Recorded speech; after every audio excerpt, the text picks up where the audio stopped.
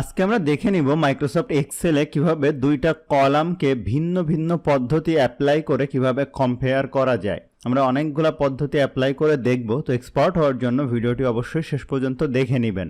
এছাড়া আপনি যদি আমাদের চ্যানেলে নতুন হয়ে থাকেন, আপনি দেখে থাকবেন যে আমি ইংলিশে একটি চ্যানেল স্টার্ট করেছি যেখানে মাইক্রোসফট এক্সেল, ওয়ার্ড, পাওয়ার পয়েন্টের অ্যাডভান্স লেভেলের সব ভিডিও আমি আপলোড করা শুরু করেছি। এই চ্যানেলটি অবশ্যই সাবস্ক্রাইব করে নেবেন এবং বিভিন্ন রকম টিউটোরিয়ালগুলো অবশ্যই দেখে নেবেন। তো চলুন শুরু করা যাক।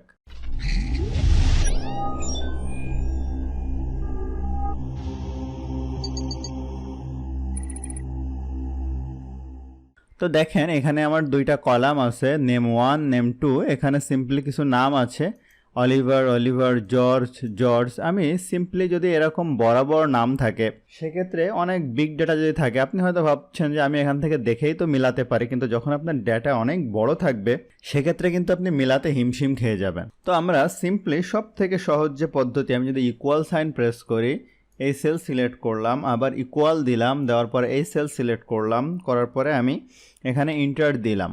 এখন যদি আমি এটা এই নিচ পর্যন্ত টেনে দেই, তাহলে আপনি দেখবেন যেগুলো ট্রু বলতেছে, এই সেল ইজ ইকুয়াল টু এই সেল ট্রু, আর দেখেন এই সেল ইজ ইকুয়াল টু এই সেল, এটা কিন্তু ফলস বলতেছে। তার মানে আপনি এই যে ডাটাটা খুব সহজেই কিন্তু কম্পেয়ার করতে পারলেন। আপনি এই পদ্ধতি অ্যাপ্লাই করা বাদেও কিন্তু ইফ ফর্মুলা ব্যবহার করেও কাজটি করতে পারবেন। আমি ইফ লিখলাম, লেখার পরে দেখেন লজিক্যাল টেস্ট, এই সেল ইজ ইকুয়াল টু এই সেল, ভ্যালু ইফ ট্রু, তাহলে আমি এখানে লিখব ফাউন্ড, আর কমা দিয়ে ভ্যালু যদি ফলস হয় তাহলে আমি লিখব নট ফাউন্ড।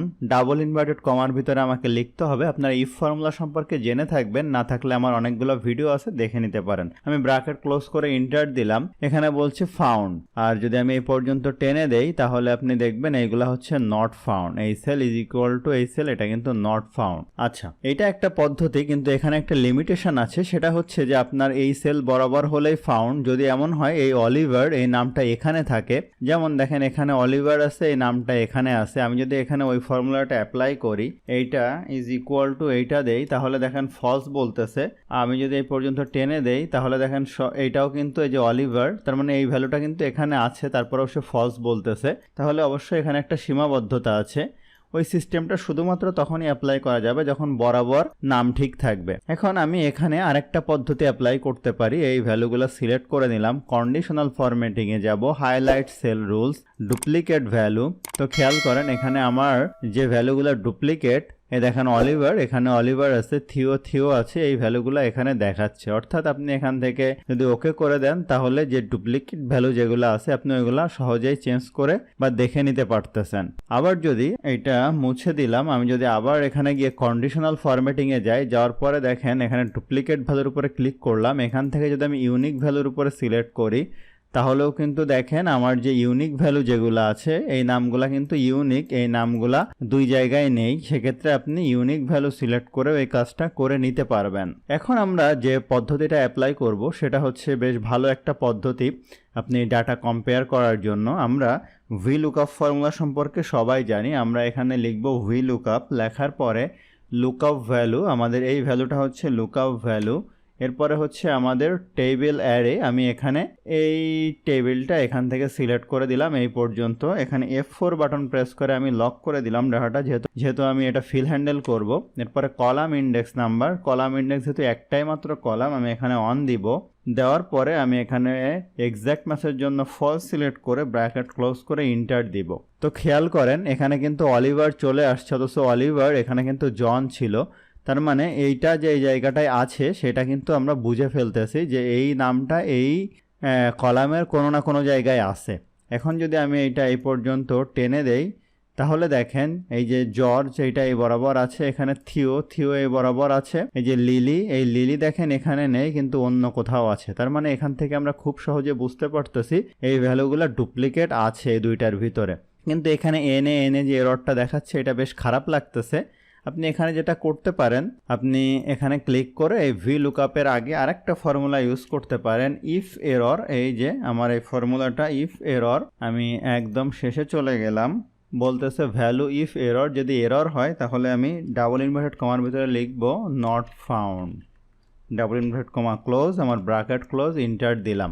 এখন যদি আমি ফিল হ্যান্ডেল করে দেই তাহলে দেখেন অলিভার, জর্জ, থিও এগুলা তো পাচ্ছে, যেগুলা নেই সেগুলো সে নট ফাউন্ড বলে দিচ্ছে। তো এইভাবে আপনি কিন্তু ডেটাকে কম্পেয়ার করতে পারেন। এরপরে খেয়াল করুন, আমি ডেটা কম্পেয়ার করার জন্য এখানে দেখেন আমি চাই যে এই নামের উপরে ভিত্তি করে এই জায়গার ডেটাগুলো আমি দেখতে চাই। তো এখানে একটা অসুবিধা আছে, এখানে নাম আছে জন, কিন্তু এখানে দেখেন জন তো নেই। এইটা আমি যদি এখানে দেখি জর্জ, এখানে কিন্তু নামটা এক্স্যাক্ট দেখেন নেই, মিলন আছে। থিও বয় আছে। এখানে আছে অলিভার, এখানে দেখেন অলিভার এসটি আছে। তো এটা কিন্তু এক্স্যাক্ট ম্যাচ নেই। তো সেক্ষেত্রে আমি আসলে এটা কি বের করতে পারবো যে এই সেলের যে নামগুলা আছে, অর্থাৎ এই কলামের এই নামগুলা এখানে আছে কিনা এবং থাকলে তাদের সেলস কত। তো আমি যদি এখানে সেলসের ঘর একটা লিখে নেই, লেখার পরে আমি যদি এখানে সিম্পল, আপনি বলতে পারবেন যে আমি এখানে VLOOKUP ফর্মুলা ইউজ করব, করার পরে আমি এই সেলটা সিলেক্ট করব, করার পরে আমি কি করব, টেবিল অ্যারে থেকে এটা সিলেক্ট করে দিব, এটা লক করে দিব। এরপরে হচ্ছে কলাম ইন্ডেক্স নাম্বার, এখানে আমি 2 নাম্বার কলাম সিলেক্ট করব। এরপরে আমি এক্স্যাক্ট ম্যাচ সিলেক্ট করে দিব, দেওয়ার পরে ব্র্যাকেট ক্লোজ করে ইন্টার দিব। কিন্তু দেখেন এখানে এরর দেখাচ্ছে, এই নামগুলা কিন্তু মিল নেই আসলে। তো সেক্ষেত্রে আপনি কি করবেন, এখন আপনাকে যেটা করতে হবে, এই যে VLOOKUP, যে আমার যে লুকআপ ভ্যালু, এটার সাথে আমি একটা অ্যান্ড সিম্বল যোগ করব। করার পরে এখানে ডাবল ইনভার্টেড কমার ভিতরে ওয়াইল্ড কার্ড কল করব। আমি এখানে দেখেন ডাবল ইনভার্টেড কমার ভিতরে এস্টারিক সাইন লিখলাম। লেখার পরে আমি যদি এখন ইন্টার দিয়ে দেই, দেওয়ার পর আমি যদি এখন এই পর্যন্ত টেনে দেই, তাহলে খেয়াল করেন জন এখানে নেই, এই জন্য আসছে না। আর জর্জ, এই যে দেখেন জর্জ মিলন ছিল, কিন্তু তার যে সেলস এখানে চলে আসছে।